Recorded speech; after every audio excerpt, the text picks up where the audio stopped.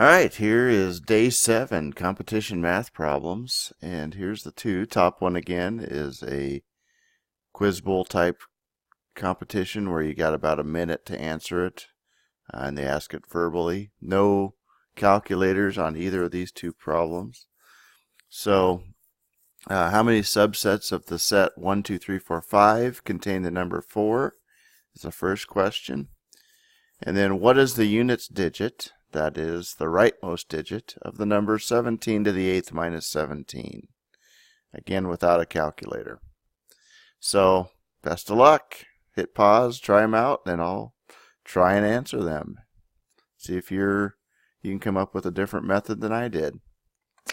Okay, brute force, probably not the fastest way to do this, but I went ahead and listed all of them out. This is the sample space, so this is the set containing 1, the subset containing 1, so there's 4. Here's all the subsets containing, let's use a different color. Here's all the subsets containing 2. Here's all the subsets containing 3. Pretty sure I didn't miss any. Here is all the subsets containing 4. And then here's the subset containing 5 numbers. So there's 16. And there's 16 total. And you could also use probably counting to figure this out. But in terms of the fundamental counting theorem. But there's the brute force. Maybe you've got a different method that's much faster. That'd be great. I'll let you figure that out. But it is 16.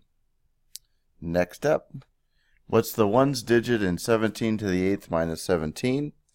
So the first thing I did was I factored out a 17. I don't know that you would need to do that, but there's probably methods where you wouldn't have to. But I just like that.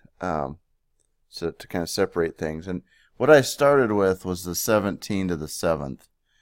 So I just started going through, if it was just 17 to the 1st, your units digit is 7.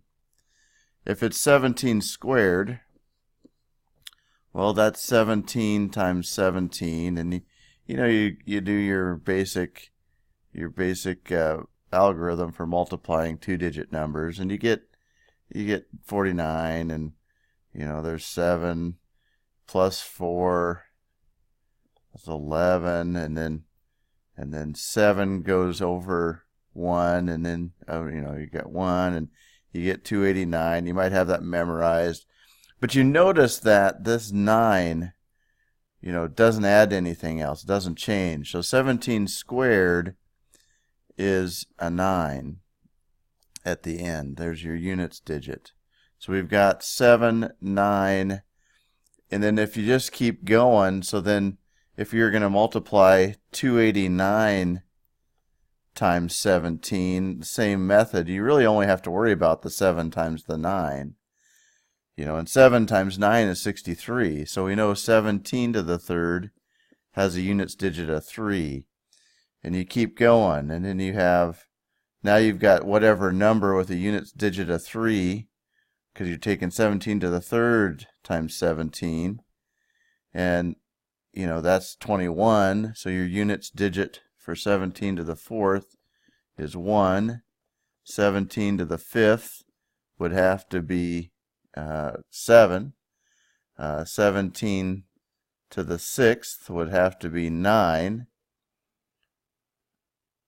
And then 17, yep, I'm just double checking, and then 17 to the 7th, down here in the corner, which is where we're at, has to be the next one, which is 3. So I'm going to get a new page here, but take a look at that. So we got everything we need right here. So 17 to the 1, first power is, you got units digit 7.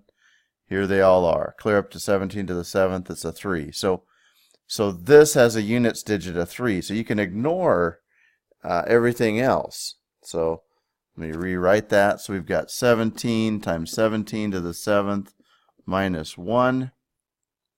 And so we know that we've got 17 times our unit digit of 3 minus 1. Because when you're multiplying by 17, you only have to worry about the units digit. Well, 3 minus 1 is 2. And so we know 17 times 2 gives you 14, or 4, in the units digit. So we know the units digit is 4. So that's kind of the method I did. The kids that I work with, they had a couple different methods, but that was kind of a fun one. I also thought. So hope this helps you. Have a good day. See ya.